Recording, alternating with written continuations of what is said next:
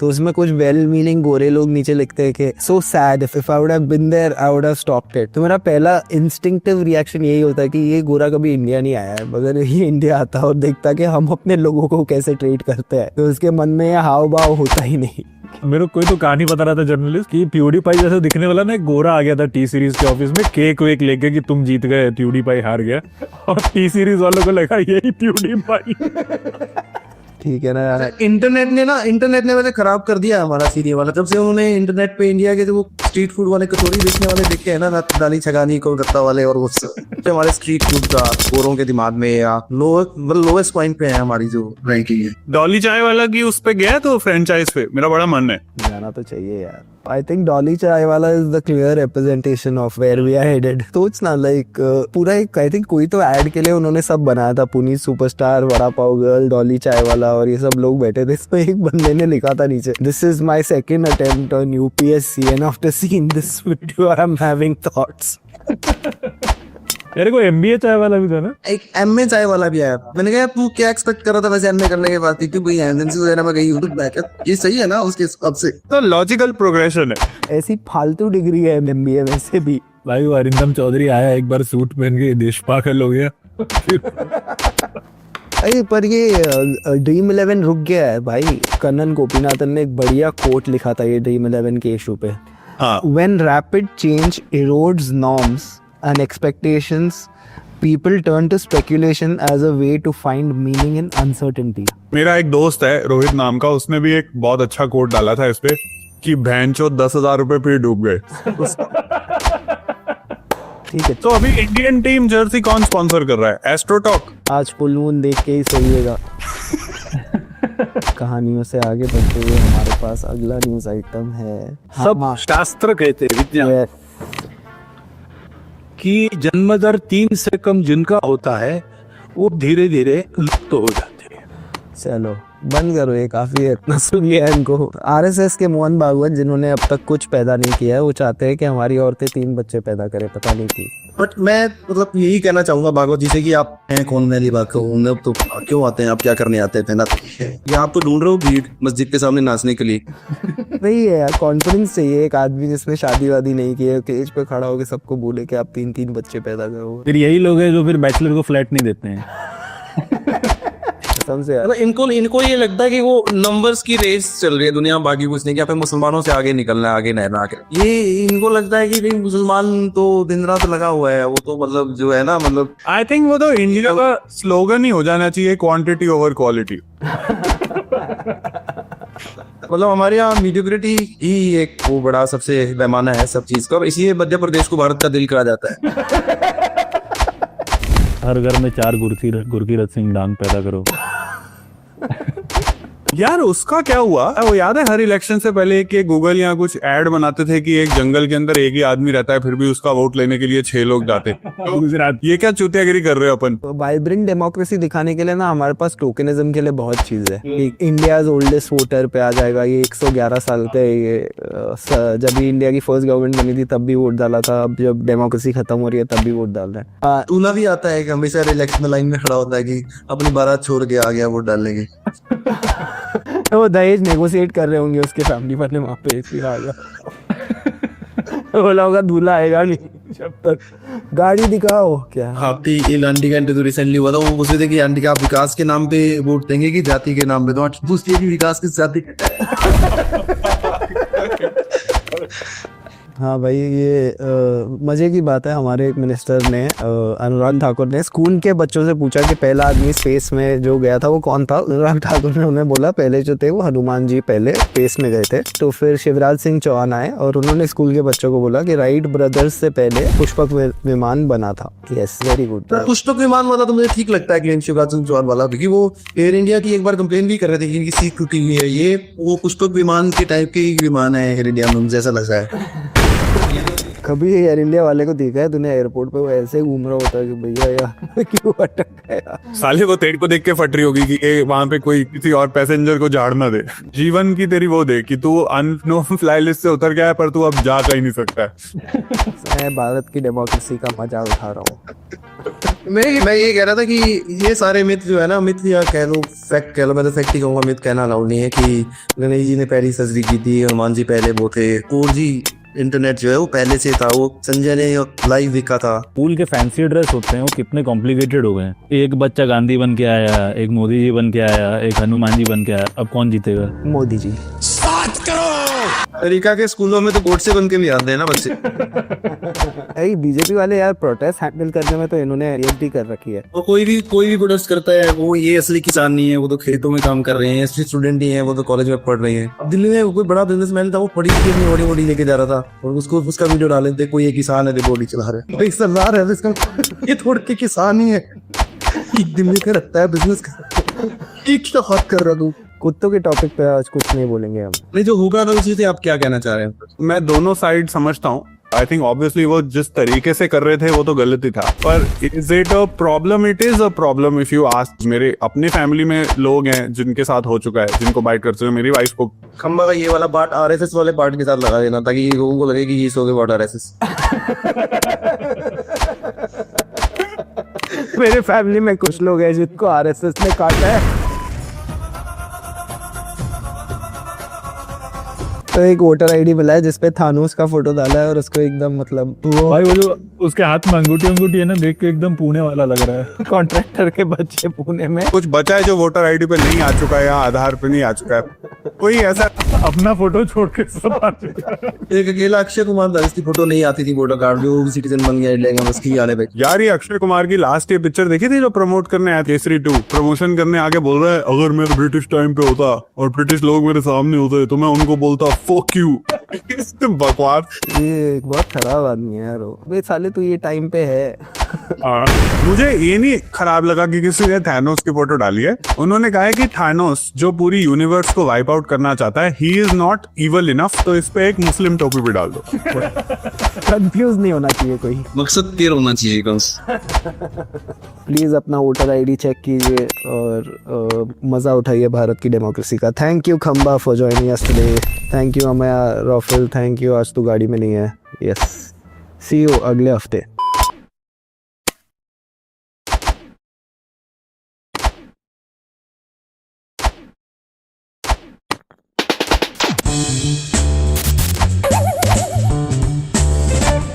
There's news, there's sense, and there's nuisance. It's that time of the year again when reporters take their mics, head out to the ground to drown in the streets of Indian cities.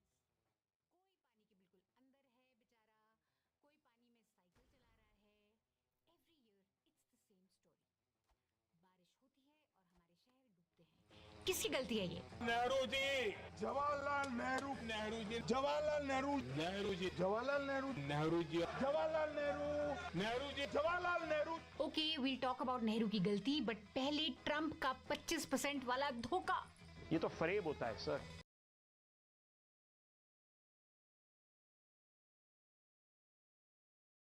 The movie opens with Brenner Baker and her husband Dylan driving down a peaceful country road. Morning, sunshine. You okay? Sunlight streaming through the trees as they share a quiet moment. Dylan is a police officer with the Atlanta Homicide Unit, while Brenner is military special forces. Despite the tranquility of the drive, Dylan is haunted by nightmares, remnants of a recent and violent encounter during a case gone sideways. In one such dream, he relives the moment his partner was badly injured while he narrowly escaped death, managing to subdue their attackers. The dream snaps and Dylan wakes with a jolt, covered in cold sweat. Beside him, Brenner glances over with a warm, reassuring smile, but says nothing. Her presence grounds him as they continue their journey. Their peace is soon disrupted by the aggressive honking of a vehicle behind them. The driver pulls up beside their car and starts making catcalls at Brenner. He leers and sneers, shouting crass comments. He says he loves her and mocks her husband by asking if she's ever been with a real man. He even proposes marriage mid-taunt. Dylan, unfazed, knows Brenner is more than capable of handling herself. With zero tolerance for nonsense, Brenner flips the man off.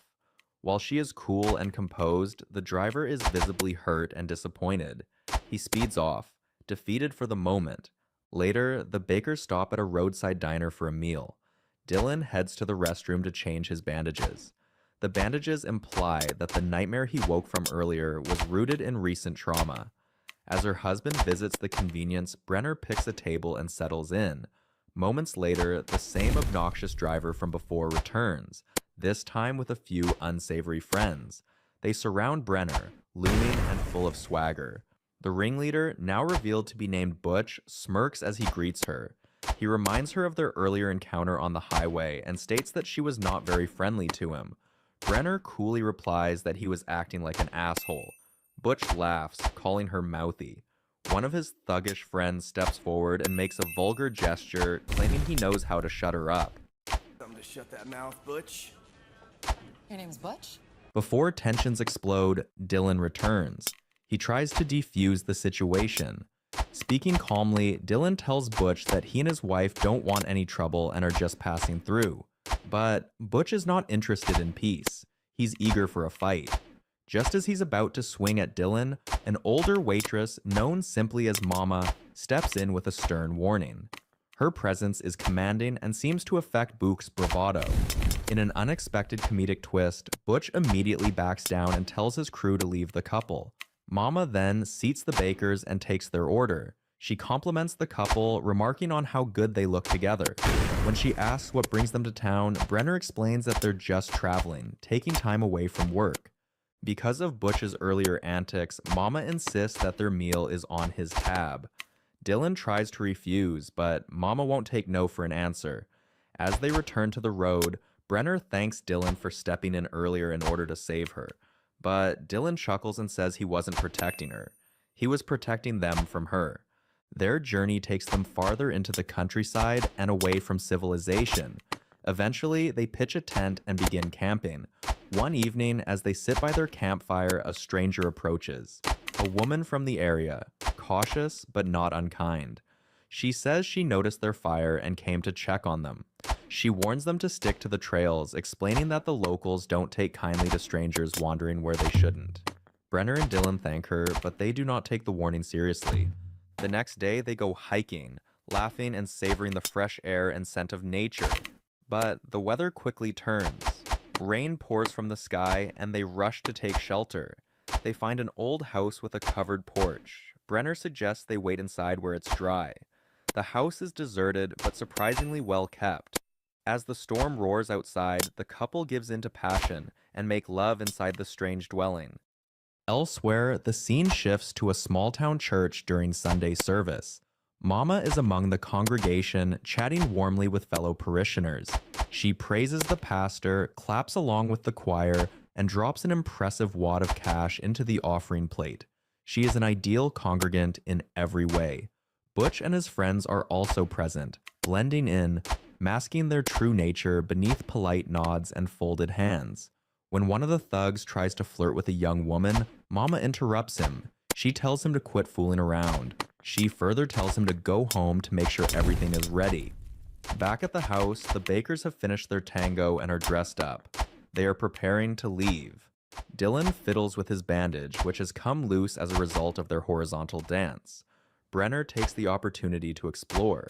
Something about the place unsettles her. The bars on the windows. The reinforced locks. It doesn't look like a house meant to keep people out. It looks like a cage designed to keep something or someone in. Help me move this thing. No, I will not be your accomplice. Mom, we need to leave. We're already trespassing. Dylan urges her to stop snooping. He reminds her that they've already trespassed too far. But Brenner's instincts have kicked in. She's alert, curious, suspicious. Soon, she discovers a hidden door. Behind it is a stash of weapons. High-grade rifles, explosives, and tactical gear. It's a hidden arsenal. Dylan turns pale. He repeats, more urgently this time, that they need to leave immediately. But it's already too late. Butch and his men arrive, taking them by surprise. They knock the couple out cold. When Brenner regains consciousness, she is groggy and bruised. Dylan is tied to a chair, and Butch is beating him mercilessly. Brenner begs them to stop. Butch demands to know who sent them. He is convinced they're undercover. Dylan, through bloodied lips, insists that they're just on vacation, but Butch doesn't believe him. He keeps punching. Brenner screams and tries to shield Dylan, only to get struck herself. Outside, one of Butch's men brings him new information. He has gone through the couple's things and found Dylan's police badge, Atlanta Homicide. He informs Butch that they're not federal agents. They weren't sent. They're not here on assignment. They're just a cop and his wife taking a break. A coincidence. A mistake. Butch now realizes Dylan was telling the truth. Still, he has no intention of letting them go. Cold and remorseless, Butch pulls the trigger, shooting both of them. He orders his crew to dump their bodies in a nearby gully and dispose of their belongings. The goons do as ordered. They do what they always do when blood is spilled. They make the mess disappear. Dylan's body is dumped like waste, dragged through the underbrush and rolled into a shallow gully. Brenner, presumed dead, is also flung into the gully, but death hasn't claimed her. Not yet. The bullet only grazed her temple, enough to knock her out, enough to fool the bastards. As the last of them trudges off into the woods, she blinks through a haze of pain and blood. Her ears ring. Her limbs are stiff. Her heart pounds with something darker than fear. She crawls toward Dylan's lifeless form. He's gone. She knows it before she checks. The warmth has left his body. His mouth is slack. The strong hands that once held her are limp and useless now. Her fingers tremble as she removes her dog tag and clasps it around his neck. This is her vow. She chokes on a sob, forcing it down like bile. She covers him with the forest offerings, leaves, moss, dry shrubs. It's not much, but it is something. A burial for her husband, for the only man who ever made her feel safe. Grief tears through her, sharp and sudden. But she doesn't scream. She doesn't wail. She closes her eyes and lets the silence carve out space for rage. This wasn't an accident. This wasn't fate. This was a hit, and someone's gonna pay for it. She pulls herself up from the gully, dizzy but determined. The forest stretches out before her as she navigates her way. She takes each step with a purpose now. The trees sway gently above, unconcerned by the vengeance gathering below. As she pushes forward, memories chase her. Dylan laughing, shirtless in the sun. Dylan kissing her forehead. Dylan tightening his grip around her waist as they dance to a cheap radio crackling with old blues. That campsite, once their sanctuary, is now ashes and ghosts. Everything is gone, erased, burned clean by men with cruel smiles and bloodied boots. Then she sees an axe buried in the trunk of a tree, weather-worn but strong. She wraps her fingers around the handle and pulls it free. It groans as if protesting. She doesn't care. She lifts it, tests its weight, and nods. It will do. She doesn't want justice. She wants blood. Meanwhile, dawn breaks over Butch's residence.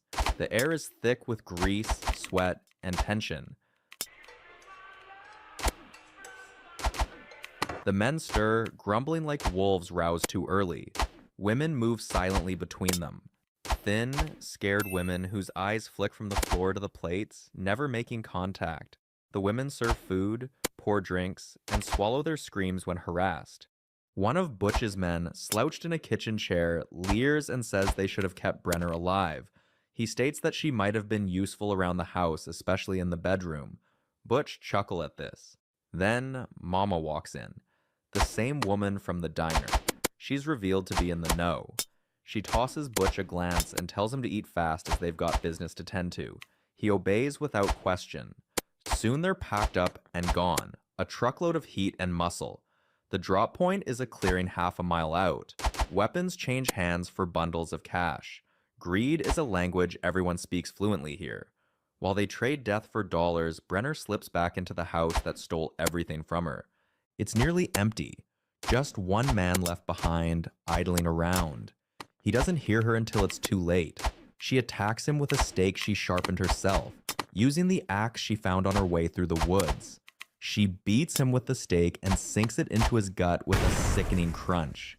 He gasps, but she doesn't stop, not even when he starts to scream and his blood spatters all over. She steps back, panting.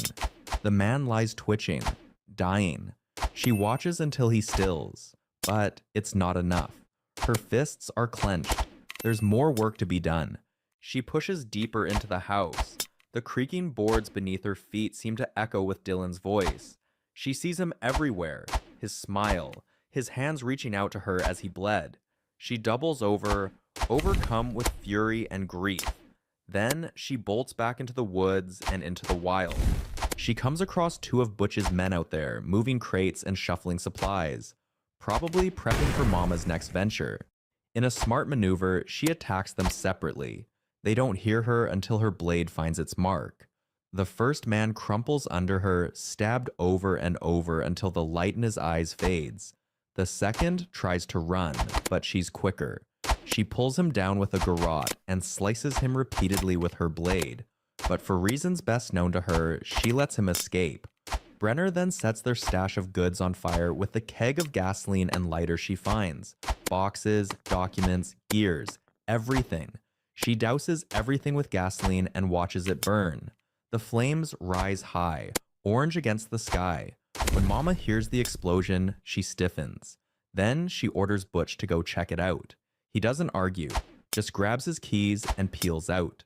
Driving through the winding road, Butch doesn't get far before he sees the bloodied man Brenner kept alive, hobbling like a broken animal. Butch pulls over and demands to know the situation. It is here that Butch finds out that Brenner is still alive. As the men speak, Brenner steals into the car's trunk and waits. Brenner is in the back, curled in darkness, her hands wrapped around the axe like it's an old friend. The truck rolls slowly over the gravel path that leads back to Mama's place, unaware that Brenner lies curled up and silent in the trunk. Every jolt of the vehicle echoes in her battered bones, but she grits her teeth and waits. The injured goon, the one she let escape, is ushered back into the house by his companions. Brenner then gets out from the trunk and watches from a distance, concealed by brush and shadow. She observes their habits, their routines, the way they handle security, and she waits for the right time to strike again. Word eventually reaches Mama that Brenner has survived. The revelation hits hard. Mama's face tightens with fury. She calls Butch to her quarters and disciplines him without mercy. Her voice is low but sharp. The threat behind her calm tone is enough to make Butch bow his head. She tells him to fix it, to make it clean, and make it final. Meanwhile, Mama tasks another goon named Lawrence with digging into Brenner's background. What he finds gives them pause. Brenner isn't just any woman with a vendetta. She is the first female ranger in her district, a decorated athlete, skilled in survival, endurance, and close combat. Mama doesn't like what she hears, but she likes being caught off guard even less. She orders the compound security tightened and Brenner's trail monitored. While Mama recalibrates her defenses, a local cop patrolling the woods stumbles on the mutilated body of one of Brenner's victims. He radios it in, and soon other officers arrive at the scene. They survey the gory evidence. One officer, while studying Earl's corpse, states that it must be part of Mama's clan. Another aligns with his observation. Their chatter reveals something deeper. Mama owns over 10,000 acres of land. It is her empire, built on blood and fear. Sheriff Sanders, the previous sheriff, had told his men to steer clear of the area. It was an unspoken agreement, but Sheriff Hobbs isn't Sanders. He says so plainly that he is new and he isn't here to play games. He decides to confront Mama himself, but word travels fast. A dirty cop within Hobbs' ranks phones Mama ahead of time and warns her. She smooths her hair, sets the dining table, and greets Hobbs with a smile that barely conceals her disgust. She plays innocent, claims the dead goon had been depressed lately, and that she'd seen signs and feared that this day would come. Hobbs listens, but his eyes narrow at the lies. Who stabs themselves 6 times in the ribcage? He asks. Mama feigns heartbreak and remains steadfast in her narrative. Hobbs has no warrant and no evidence, so he leaves empty-handed. After the sheriff and his men leave, Mama remarks that tonight they would celebrate their fallen comrade, but by the next morning she wants Brenner's head. They celebrate their comrade as planned. They light a bonfire, pour drinks, and share stories. One of the goons notices they haven't heard from Cletus, who is supposed to check in. Cletus is the first man Brenner killed, but they do not know it yet. Mama tells them to look into it later, and with that, they drink themselves numb. Later that night, the wasted men dispersed. Butch, drunk and staggering, stumbles out toward a distant shed to relieve himself. He doesn't make it back. Brenner strikes him from the shadows. The fight is fierce. Butch is strong and brutal, but she is faster. She takes several hits, her jaw bleeding, her ribs cracked, but she doesn't stop. She stabs him in the neck, and as he gurgles and slumps to the dirt, she drags his body away and conceals it. At dawn, she crouches in silence, hiding behind crates near the compound. A scream draws her attention. One of the goons is dragging a young woman by the hair, slapping her as she begs. Brenner holds her rage and waits. When the man is gone, she slips out and creeps to the cages that hold the women. They stare at her with wide, hollow eyes. She whispers that she is here to help. They panic, begging her not to, because if the men catch them escaping, they'll pay with their lives. Brenner promises she'll be quiet, that she'll get them out. One lock at a time, she pries the cage open. But just as they make their way out, one of the women cries out. The noise alerts the guards. Shots ring out. One woman falls, blood pooling beneath her. Brenner grabs the remaining woman and runs. They weave through trees, bullets whizzing past them. Brenner ducks and rolls, protecting the girl, named Emily, with her own body as they flee. Back at the house, Mama is told of Butch's death. The compound stirs in panic. You say Carl's after her, right? Yeah. One woman has done all this. Mama calls in backup. Trucks filled with fresh goons pour into the land. They see the carnage and marvel at the damage caused by this one woman. In the woods, Brenner and Emily keep moving. They fight off another small group, this time together. Emily isn't trained, but she fights like someone who wants to live. By nightfall, they collapse by a stream and build a small fire. They wait in silence until Emily speaks. She is pregnant. Butch is the father. Brenner tenses. Emily looks away and says that Mama is into more than blackmail and extortion. Mama traffics women, using the land, the sheds, the back rooms of her establishments to move girls across state lines. The fire crackles. Brenner says nothing. Her fists clench, jaw locks. Her rage has only grown, and her desire to end Mama and the goons has severely heightened. Brenner promises Emily that she will fight until Mama can never hurt another girl. She shares the fish she caught from the stream and roasted over the fire, and together the women eat in silence, their bond deepening over the crackling embers. The next morning, while Brenner cleans up, she hears Emily scream. Rushing back, she finds that a group of goons has seized the girl and are dragging her away. Brenner wastes no time. She outsmarts them, overpowers them, and frees Emily. But before they can regroup, a new threat emerges. The cop, the same one who earlier discovered Earl's corpse, steps into view, gun drawn and trained on Brenner.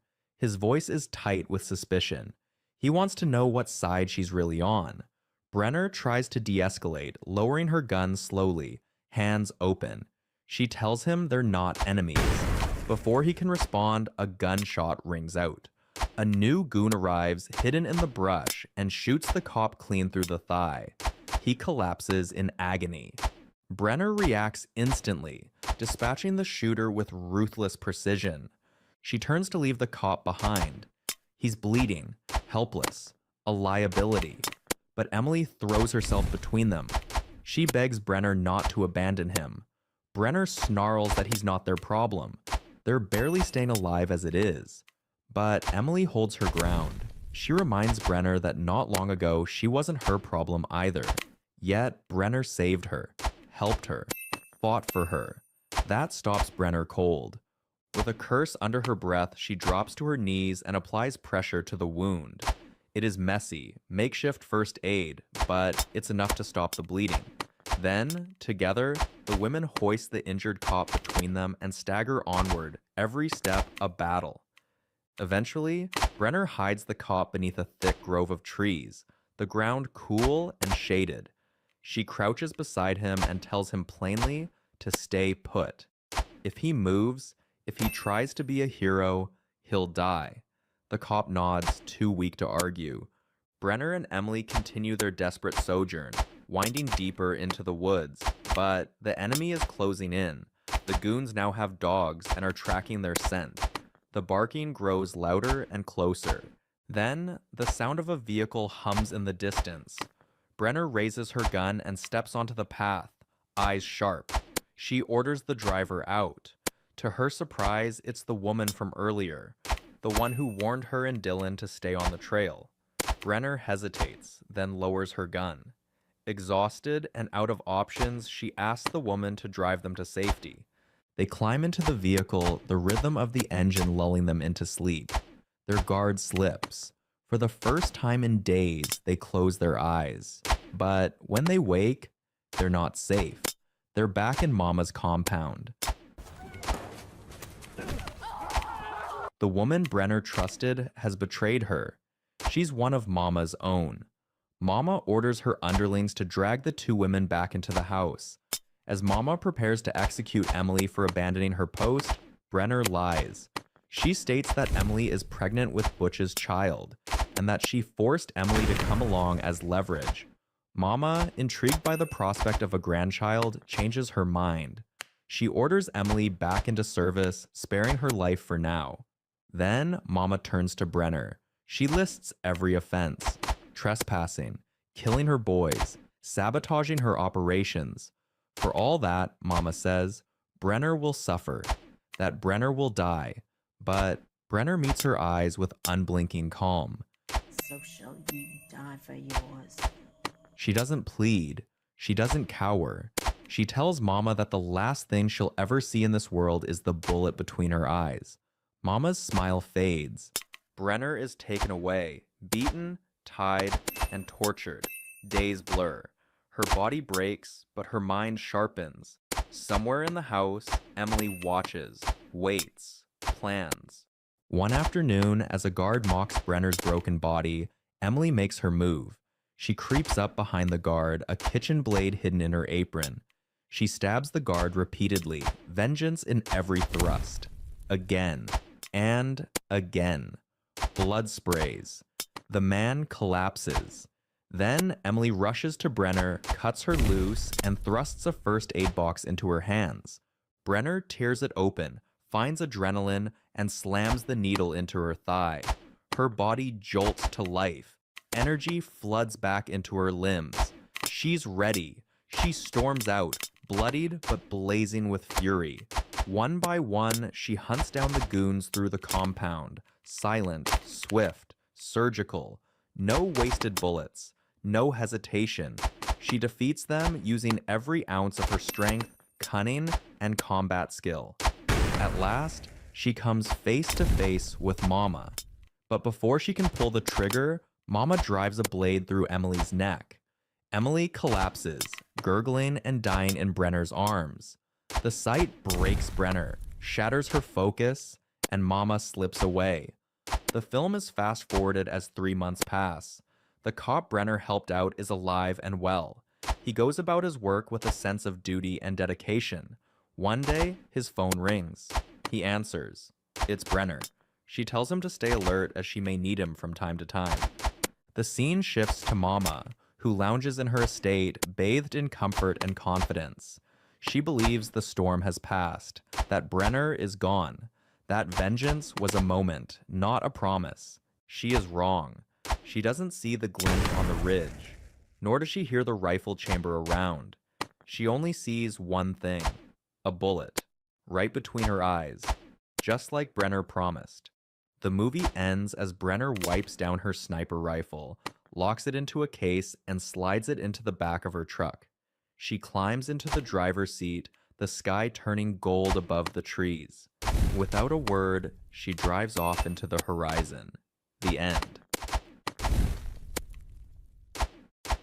In a lovely house in the forest, geologist Ish lives a peaceful life. One morning, he decides to visit the quarry to look for pyrite and ignores a call from his mother on his way out. Moments later while he's working, a snake suddenly bites his hand before crawling away. Panicking, he takes out his phone only to accidentally drop it down the hill. Next he uses a knife to gain easier access and sucks the venom out. He rushes back to his house and drinks some water before collapsing on the bed, but then he becomes delirious. A few hours later, Ish hasn't moved and his hand is terribly swollen. He can hear someone knocking on his door and a helicopter outside, but he can't move or talk. In the evening he crawls out of bed to get more water, but his movements are so clumsy that he spills it, so he has to suck it from the floor. Ish keeps calling for his mom while on his phone a text arrives from her saying "we love you." Many days later Ish wakes up feeling better and his hand is back to normal. He gets in his car after cleaning it and it takes it a few tries to start. Ish drives to town and is surprised to find the streets empty. Eventually he stops the car when he discovers a rotting body on the ground. There are military cars everywhere and more dead people inside other vehicles. On a road sign he reads that there's been a global pandemic and the US government has been suspended. As he freaks out, he gets back in his car and turns on the radio. The news reminds the public the virus is highly contagious and lethal, so everyone must stay inside. When he makes it to his family home, Ish is devastated to discover both his parents are dead. After taking a moment to cry, he buries his parents in the backyard with a kiss on the forehead as goodbye. After resting in his childhood bed, Ish keeps searching the town and finds dozens of bodies in the church. Then he picks up a bunch of supplies including a gun and drives to the bridge, only to find it blocked. He screams in frustration before taking a different road to reach Las Vegas, which is also completely deserted. Searching the buildings is unsuccessful, so Ish decides to take a break in a jacuzzi. Later he goes to a bar to get a drink and drops the glass when he's startled by a voice.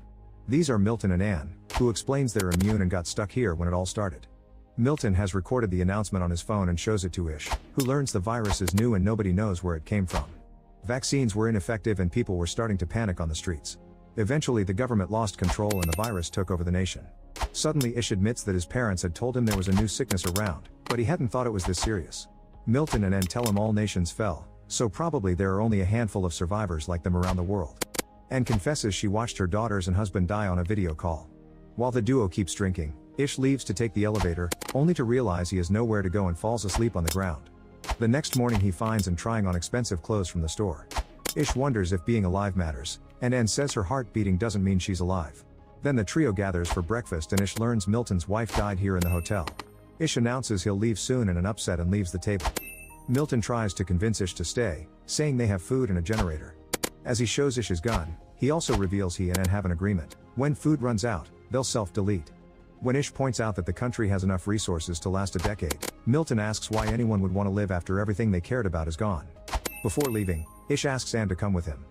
She turns him down but still kisses him, so Ish has to push her off. On his way out, Ish hears 2 gunshots. Furious, Ish drives down the road at dangerous speed and almost hits a dog, but he stops just in time. Seeing this as a sign, he names the dog Lucky and takes him with him. Next Ish stops at the library and gathers all the books on survival he can find. Not knowing what else to do, Ish returns to his old house to start a new life with Lucky. A year later, Ish is still alive. He keeps himself busy with chores and exercise, but he can feel he's starting to lose it and sometimes he drives his car in circles. One morning he hears Lucky barking and looks out the window to see smoke in the distance. Ish and Lucky immediately get in the car and drive to town to follow the smoke to a particular house. Emma appears on the roof with a gun, but she puts it down when Ish explains his situation. She invites him in and tells him she arrived a few days ago while sharing tea and bread. They get along pretty well, so when Ish tries to leave, Emma tells him to stay the night.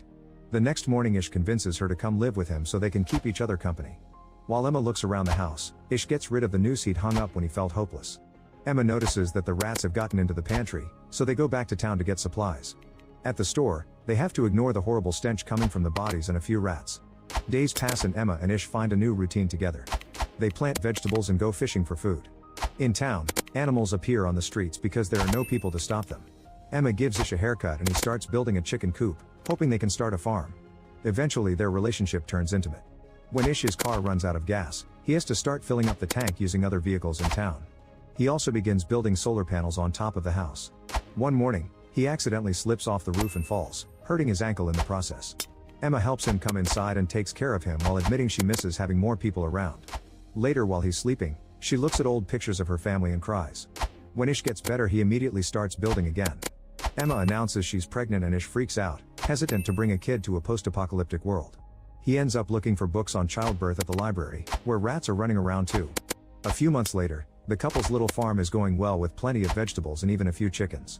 However, Emma points out she needs protein, so Ish agrees to go hunting. He finds a bunch of cows and after lots of hesitation, he shoots one as he apologizes. Then he follows a book's instructions to cut it and get the meat, which he takes home in a cooler. Some days later, Ish finally finishes the solar panels and the house has power, which means they can store food in the fridge again. Emma interrupts the happy moment with bad news. She's found a huge rat in the basement. She had to drown it to kill it since their traps aren't big enough for this size. A quick look through the window reveals that hundreds of rats have taken over the town and are now coming to their house. Ish realizes that the trash is attracting the rats, so he rushes outside to burn it all while Emma shoots at the rats that get too close. Unfortunately, Ish has to burn what is left of the cow as well. No matter what they do, the rats keep coming, so the duo runs back inside and starts working on sealing every door, window, and hole. Emma also pours lots of bleach into the toilet. A sudden crying noise reveals they forgot Lucky outside and he's being bitten by the rats. Ish has no choice but to open the door and quickly grab the dog before running back. It's just a second, but a few rats still manage to get in, and Ish tries to open fire. The bullet misses because they're constantly moving, so instead Ish begins killing them all by furiously smashing them with his gun. Afterward, Emma takes care of Lucky's wounds. This experience makes Ish afraid he may lose Emma during childbirth, so she finally confesses she gave birth to 2 daughters without complications. She lost her entire family on the same day because of the virus. A few months later, the rat infestation is finally under control thanks to the feral cats prowling in the streets. The couple can finally unseal the house and come out again. That day, Emma starts feeling contractions and gets ready to give birth. However, she discovers the baby's shoulder is coming out first. Ish wants to find the book that explains how to deal with this, but Emma yells at him and guides him on how to correct the position of the baby until the head is out first. This helps the birth go smoothly, and now they're the proud parents of a healthy baby girl. Feeling hope for the future again, Emma paints their address on a wall in town, inviting survivors to join them. This is seen by a mysterious person in the distance. 6 years since the pandemic started, Ish is driving alone when he accidentally hits a lion. He grabs his gun and gets ready to mercy kill it, but at that moment he notices someone watching him from the woods. He runs after this person and tries to grab her, so the girl tries to defend herself. Ish steps back and swears he means no harm, explaining he has food and that lives with other survivors. The girl just screams again and runs away. When Ish returns to his truck, he discovers the lion is gone and the girl has been following him. She accepts the apple he offers her and jumps on the back of the truck. Ish takes the girl to his house and it's revealed he and Emma have 2 kids now, Heather and Alex. They've also been joined by 2 more survivors, Jorge and Maureen, not to mention Emma is pregnant again. Everyone is friendly toward the new girl, but she still doesn't speak or leave the truck, so Ish concludes she must have PTSD. That night, the girl sleeps in the truck. The next morning, Maureen brings breakfast for the girl, who is startled and causes her to drop the dish. As the girl grabs her wrist, Maureen notices they have the same scars and shows her the ones on her chest. She also offers her hair for her to touch, gaining her trust. Afterward, Maureen shares how she and Jorge arrived here thanks to the sign and convinces the girl to get a bath. Meanwhile, Ish and Jorge go to the woods and discover 2 very rudimentary cabins with graves in the back. Moments later, Maureen goes through the girl's belongings. There are many creepy drawings in a diary and a letter that indicates the girl's name is Evie. Maureen uses the name and the girl responds well to it. She even accepts clean clothes and a room to sleep in. In the evening, Maureen shares the letter with the others. It was written by Evie's mother, who begged the reader to take care of her daughter. When the pandemic started, Evie's father took out his frustrations on her and the mother was sick, so she couldn't protect her. The group agrees to welcome Maureen to their little family. Soon Emma gives birth to a lovely baby boy named Joey. A year later, the group is having a nice day when suddenly the intruder alert goes off.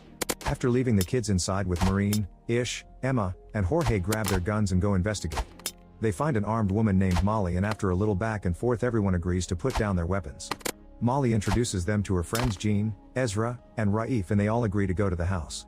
After more introductions, Maureen realizes Jean is a famous musician. The group comes from Oregon and claims they left because of a flu outbreak. Emma tells them they can stay in the neighboring house, but Ish is still suspicious. The next day, everyone gathers to go out for supplies. All the kids must stay back and Ish is very strict when he explains the rules. Molly asks about medicine, but Ish tells her it's all gone, so they should stick to food. When they make it to town, there's a buffalo in the street and Ish tells the others to just ignore it. The group splits to look for food, but Molly ignores the rules and goes to the hospital, where she finds many disgusting bodies.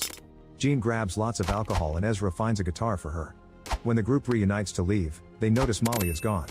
At the hospital, Molly comes across a feral dog and uses a fire extinguisher to scare it away. Then she uses that same extinguisher to break a lock, which gives her access to a backup stash of medicine.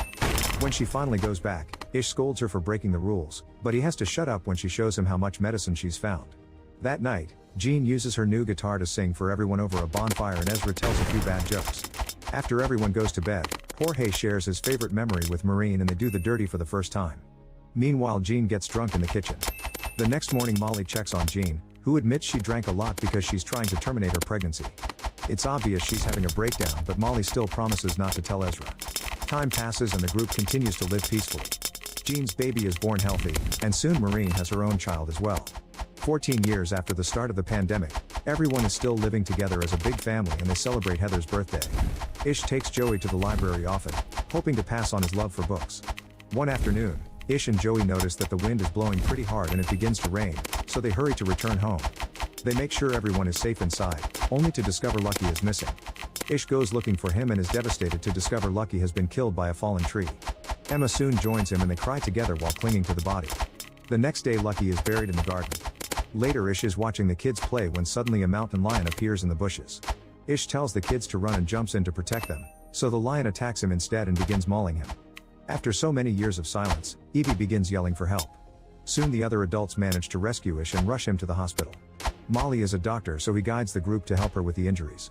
She has to give Ish CPR to stabilize him before she starts working on closing up all his wounds. Meanwhile, Emma goes to the woods and when finally finds the lion, she shoots it multiple times as revenge.